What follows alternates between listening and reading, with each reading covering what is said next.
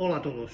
Como os tenía prometido, hoy os traigo la segunda parte de los ecualizadores, su historia, qué son, sus ajustes y cómo utilizarlos en su segunda parte. Como ya comentamos el pasado viernes, los ecualizadores son mecanismos que nos permiten modificar los niveles de las frecuencias que estamos reproduciendo, cambiando su amplitud, por lo que podemos aumentar o disminuir esta en función de un nivel prefijado con anterioridad. Estos dispositivos tienen diferentes denominaciones según el tipo de fabricación empleado. Pueden ser analógicos, como vimos, digitales, activos, pasivos, paramétricos, paragráficos o semiparagráficos.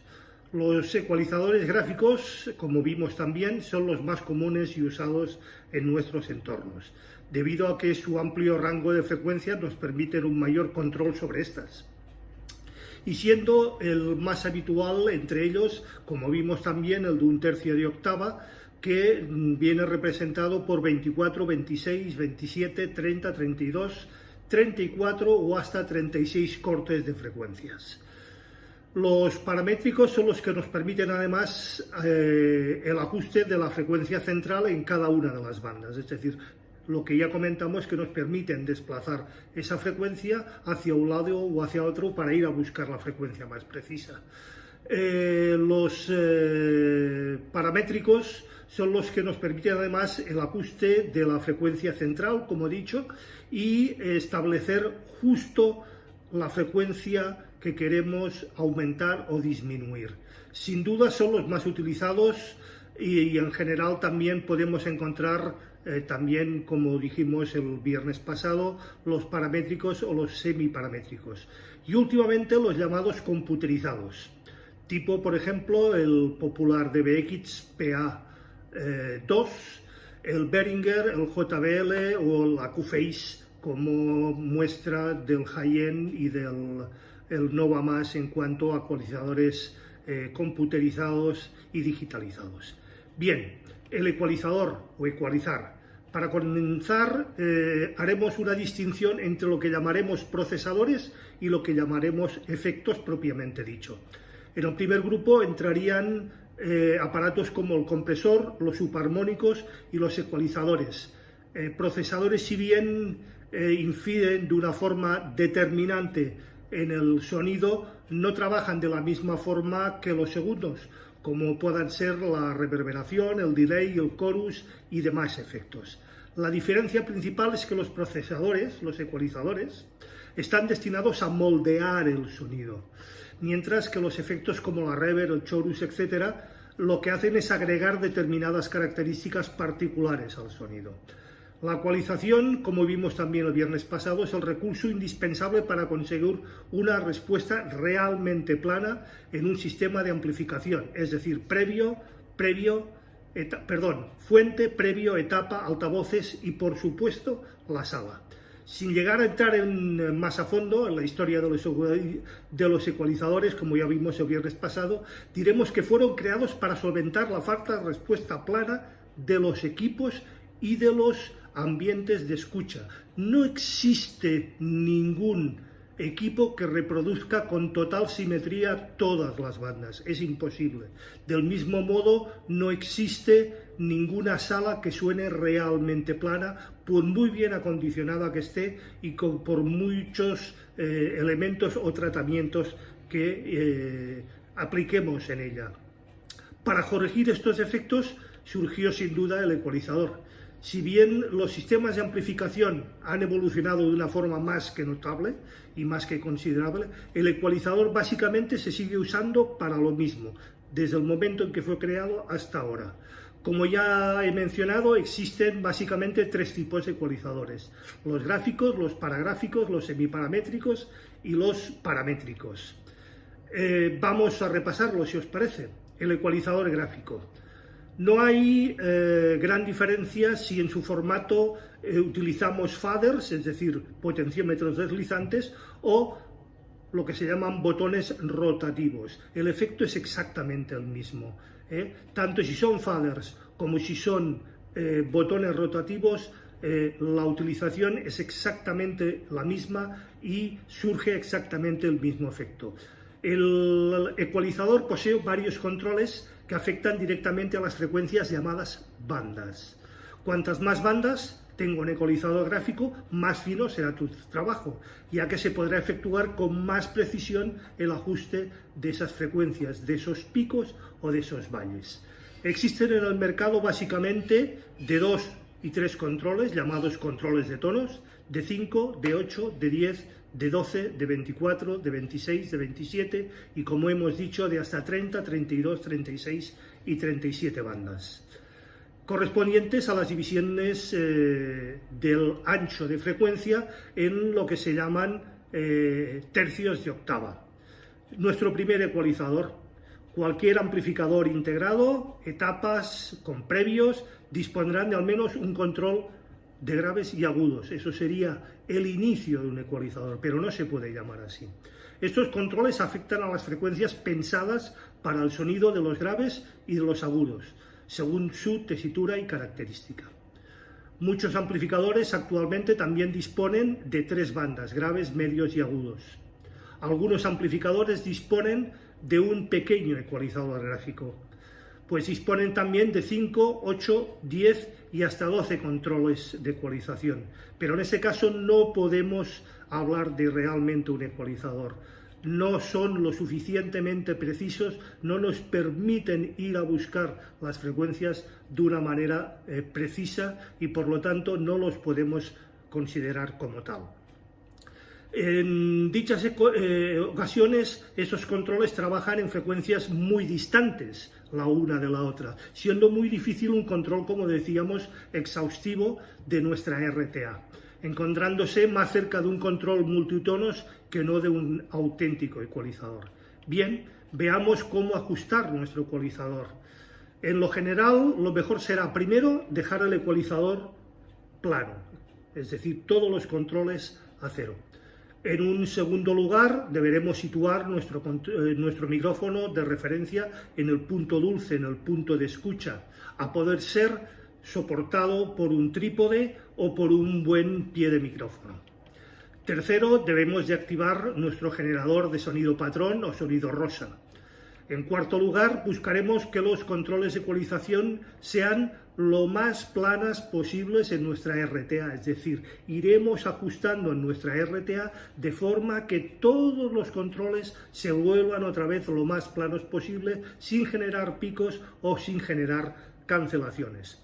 Y una vez tengamos nuestro sonido de forma más que aceptable y nuestra RTA nos muestre una frecuencia lo más plana posible, insisto una vez más, dejaremos dichos controles lo mejor protegidos posibles y nuestro ecualizador, sea el ecualizador gráfico, paramétrico, semiparamétrico o sea un computerizado, lo mejor protegido para no tener que volverlo a tocar.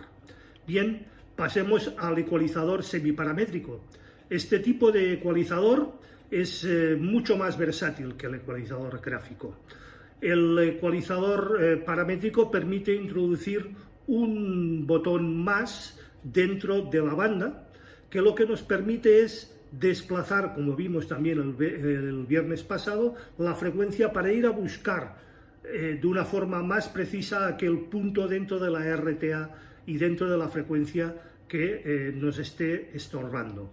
Seguramente muchos de vosotros habéis notado muchas veces que en un espacio determinado de escucha, ciertas frecuencias, que suelen ser normalmente las graves, parecen resaltarse o empastarse o incluso llegan a acoplarse por vibración entre los altavoces y las fuentes de sonido, llegan incluso a acoplarse.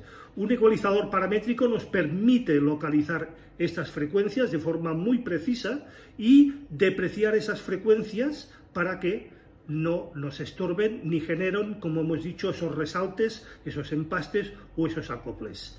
Para hacerlo se puede seguir el siguiente procedimiento: localizar el rango de frecuencias donde vemos que está la frecuencia en cuestión.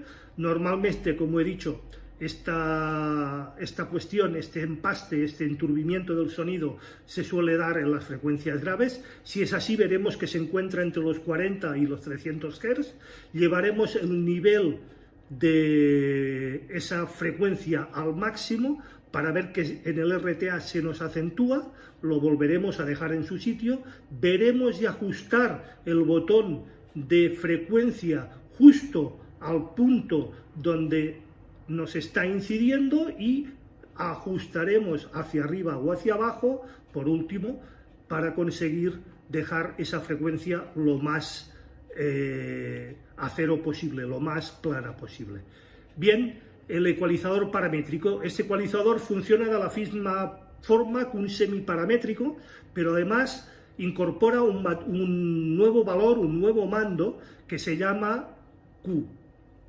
La Q, como vimos también el mes pasado, lo que nos permite es agrandar o empequeñecer el ancho que el mando a esa frecuencia nos va a afectar. Dicho de otra manera, ¿cuánto se va a solapar con el siguiente mando o cuánto menos se va a solapar para hacer un ajuste con muchísima más precisión? Supongamos, por ejemplo, la frecuencia de 100 Hz y decidimos atenuarla. ¿Qué hacemos? En el ecualizador semiparamétrico resulta afectada esa frecuencia de 100 Hz también con sus adyacentes, es decir, con el 90 y con los 110. Agrandando o achicando esa Q, ese factor Q, lo que haremos es que se solape más o menos o nos permita ajustar más o menos precisión sobre esa frecuencia que hemos dicho de 100 Hz. Si entonces disponemos de ese control, lo que haremos, como digo, es moverlo y veremos en nuestra RTA que ese punto se nos abre o se nos cierra de una forma más precisa. Bien, para terminar y para no alargarme mucho más en este post y en el tema de los ecualizadores, es importante tener muy presente que los conocimientos de tipo técnico que vayamos adquiriendo nos ayudarán cada vez más a obtener buenas prestaciones en cualquier tipo de ecualizador. Es decir, prueba, error es nuestra mejor escuela. Pero siempre y en última instancia lo que nos va a prevalecer es nuestro oído. Por mucho que tengamos una respuesta clara, por mucho que nuestro RTA nos diga que realmente es así, si no nos gusta cómo suena, fuera. Lo que nos manda es nuestro oído y cómo nos guste que suene. Realmente lo ideal, y os puedo asegurar que así es conseguir al máximo nuestra respuesta plana. No existen fórmulas mágicas para la ecualización. Solo la correcta utilización de estos elementos y de estas herramientas nos permitirán una RTA lo más plana posible y lo más correcta posible. Y, sobre todo, y lógicamente, cuanto más conocimientos técnicos tengamos, más fácil será lograr una ecualización lo más correcta posible, hasta que haga eso que nosotros queremos. La ecualización, sin duda, es la mejor opción. La ecualización es una parte más que esencial, dejadme insistir, en la acústica de nuestras salas o espacios de escucha. Sin una buena ecualización no conseguiremos que nuestros espacios de escucha realmente suenen como tienen que ser. Sed conscientes del efecto también que una mala ecualización puede crear. Escoged la ecualización más correcta en cada caso. Con un poco de práctica, de verdad, vais a ser unos auténticos magos de la ecualización. Pero recordad también lo que he dicho con anterioridad. No son juguetes para manos inexpertas. Hay que tratarlo con cuidado y tener unos conocimientos previos y haber tenido un cierto bagaje para conseguir unos buenos resultados. Y espero, con todo este rollo, pues haber aportado una nueva visión de lo que significa realmente ecualizar, cuáles son sus prestaciones, cuáles son sus controles y cuál es la mejor manera de utilizarlo. Como siempre, quedo abierto a vuestra disposición para preguntas, dudas, cuestiones o sugerencias en la caja de comentarios. Si os ha gustado el post, le dais al like. Si no estáis suscritos o suscribís, por favor, compartid para que seamos cada vez más y agrandemos el canal. Y acordaros también de darle a la campanilla gris para que os avise de nuevos posts. Gracias por vuestra atención y espero veros el próximo viernes una vez más en A las 8 estrenamos. Hasta luego.